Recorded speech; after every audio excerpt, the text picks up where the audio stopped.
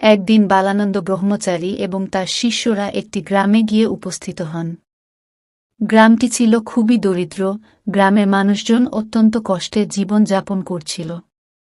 ব্রহ্মচারী এই অবস্থা দেখে খুবই ব্যথিত হলেন এবং গ্রামের মানুষের সহায়তা করার সিদ্ধান্ত নিলেন।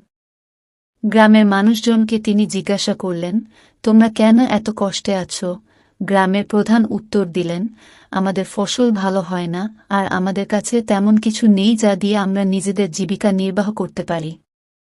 বালানন্দ ব্রহ্মচারী তখন গ্রামের প্রধানকে বললেন, তোমরা যদি একত্রে কাজ করো এবং প্রকৃতির সাথে মিত্রতা বজায় রাখো, তবে তোমাদের কষ্ট দূর হবে।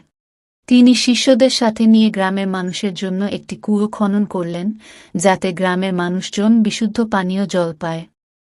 এছাড়াও তিনি তাদেরকে শিক্ষা দিলেন কিভাবে সঠিক উপায়ে চাষাবাদ করতে হয় এবং কিভাবে পরিবেশের সাথে সামঞ্জস্য রেখে জীবন যাপন করতে হয়। কয়েক মাস পরে গ্রামে ফসলের ফলন ভালো হতে শুরু করে এবং গ্রামের মানুষের জীবনযাত্রার মান উন্নত হয়। তারা বালানন্দ ব্রহ্মচারীকে কৃতজ্ঞতা জানিয়ে বললেন, আপনার শিক্ষা ও সহায়তায় আমরা নতুন জীবনের স্বাদ পেয়েছি। এই গল্পটি আমাদের শেখায় যে সহমর্মিতা ও সহযোগিতার মাধ্যমে আমরা বড় বড় সমস্যার সমাধান করতে পারি।